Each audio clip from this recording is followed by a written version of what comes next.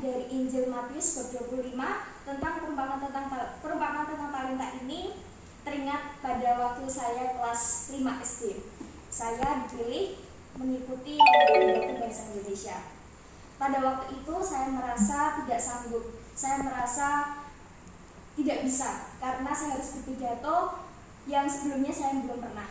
Tapi karena dengan kepercayaan guru saya pada waktu itu, dengan bimbingannya, dengan arahannya, kemudian saya bisa mengikuti lomba pidato tersebut. Dan puji Tuhan, dari lomba tersebut saya mendapatkan juara 2 pidato lomba bahasa Indonesia.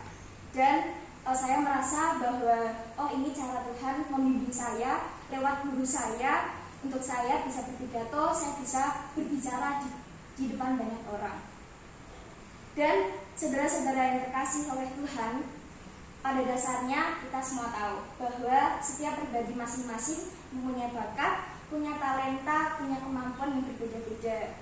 Ada yang mempunyai bakat menyanyi, ada yang mempunyai bakat menari, ada yang mempunyai bakat berolahraga, ada yang mempunyai bakat bermain musik, dan lain sebagainya. Dari bakat kemampuan yang Tuhan berikan kepada kita harus kita syukuri, harus kita terima dengan legowo. Bukan berarti Tuhan ini semena-mena, dalam artian Tuhan itu tidak memberikan kemampuan talenta kita itu dengan cuma-cuma. Tuhan itu luar biasa sekali dalam memberikan talenta yang kita punya. Dan hanya terkadang kita sendiri yang merasa berkekurangan.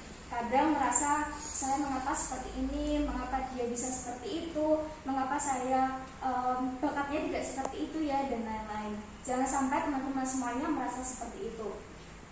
Kembali pada Injil tadi, pada ayat 15, yang seorang diberikannya 5 talenta, yang seorang lagi 2, dan yang seorang lain lagi 1, masing-masing menurut kesanggupannya. Nah, sama halnya dengan Tuhan adalah tuannya, dan hamba-hambanya adalah kita semuanya. Tuhan memberikan talenta, bakat, kemampuan kepada kita masing-masing berbeda-beda karena menurut dengan kesanggupannya. Baik, Tuhan memberikan luar biasa sekali talenta masing-masing kepada kita semuanya. Nah, saudara-saudara yang dikasih oleh Tuhan, bakat, kemampuan yang kita punya saat ini, kita harus bisa mengembangkan, harus bisa mengupgrade. Bagaimana caranya? Misalnya saja kita mempunyai bakat menyanyi. Nah, caranya adalah kita mengikuti les, kita berlatih, mengikuti lomba-lomba, ataupun ikut menjadi pemazmur di gereja, atau ikut KOR di gereja, dan lain sebagainya.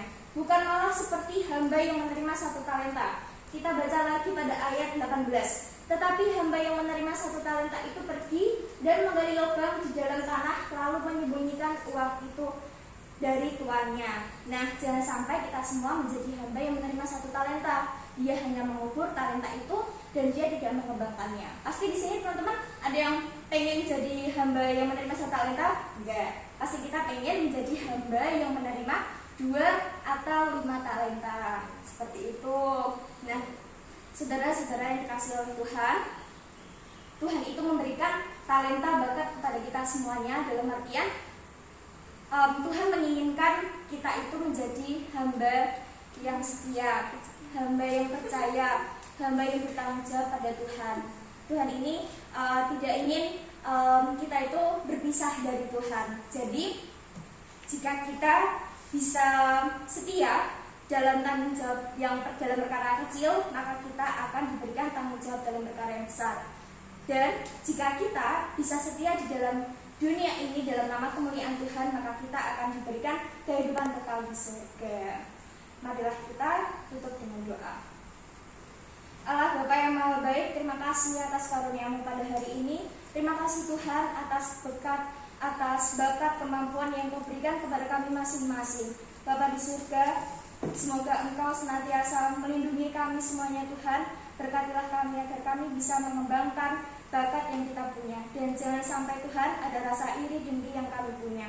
Bapa di surga, doa yang kurang jauh sempurna ini kami haturkan kepadamu dengan perantaraan Tuhan kami Yesus Kristus.